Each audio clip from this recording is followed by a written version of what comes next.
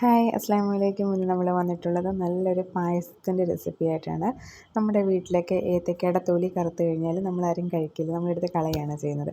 ഇനി അങ്ങനെ ആരും ചെയ്യില്ലേ, നമുക്ക് ഒരു നല്ലൊരു പ്രഥമൻ ഉണ്ടാക്കാം കേട്ടോ. അതിന് വേണ്ടിയിട്ട് നമ്മൾ കുതിർത്ത് വെച്ചിരിക്കുന്ന ചവ്വരി ഒന്ന് അടുപ്പിലേക്ക് വെച്ച് വേവിക്കുന്നുണ്ട്. എന്നിട്ട് നല്ല പഴുത്ത ഏത്തപ്പഴം 2 ചെറുതായിട്ട് കട്ട് ചെയ്തെടുക്കുന്നുണ്ട്. പിന്നീട് ആ ചവ്വരിയാണെങ്കിൽ ഇപ്പം നല്ല രീതിയിൽ വെന്ത് ആ ഒരു ബോൾസ് വെള്ള കളർ ബോൾസ് ആകുമ്പോഴത്തേക്ക് നമുക്ക് ഈ ഏത്തയ്ക്ക ഇട്ട് കൊടുക്കാവുന്നതാണ്. ഇട്ട് കൊടുത്ത് ചവ്വരി ഏത്തയ്ക്കയോടെ നന്നായിട്ടൊന്ന് ഒരു 3-4 മിനിറ്റ് ഒന്ന് വേവട്ടെ കേട്ടോ.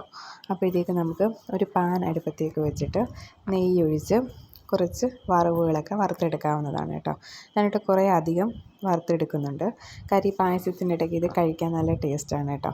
കുറച്ച് തേങ്ങ ഉണ്ട്, കപ്പലണ്ടി ഉണ്ട്, അണ്ടിപ്പരിപ്പ്, കിസ്മിസ്, ഇത്രയുമാണ് ഞാൻ വറുത്ത് കോരുന്നത്. നിങ്ങളുടെ കയ്യിലുള്ളതുപോലെ നിങ്ങൾ വറുത്തെടുത്താൽ മതിയായിരിക്കും കേട്ടോ. ഇപ്പം നമ്മുടെ ഏത്തയ്ക്കയൊക്കെ നല്ല രീതിയിലൊന്ന് വെന്ത് വന്നിട്ടുണ്ട്.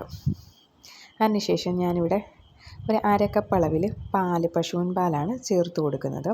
പശുവിൻ പാലൂടെ ചേർത്ത് കൊടുത്ത് നല്ല രീതിയിലൊന്ന് ഇളക്കി യോജിപ്പിക്കുന്നുണ്ട്.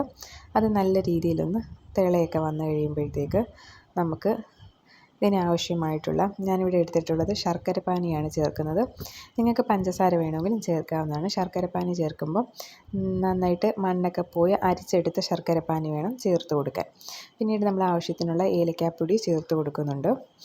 പിന്നീട് നമ്മൾ ഇതിനാവശ്യമായിട്ടുള്ള നെയ്യാണ് ചേർത്ത് കൊടുക്കുന്നത്.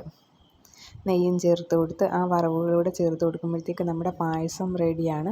നല്ല ടേസ്റ്റാണ് കഴിക്കാൻ. അന്നേരം എല്ലാവരും ഒന്ന് ചെയ്ത് നോക്കണേ, ഫീഡ്ബാക്കൊക്കെ അറിയിക്കണേ. നമ്മുടെ ചാനൽ ഇതുവരെ സബ്സ്ക്രൈബ് ചെയ്യാത്തവരൊന്ന് സബ്സ്ക്രൈബ് ചെയ്ത് സപ്പോർട്ട് ചെയ്തേക്കണേ.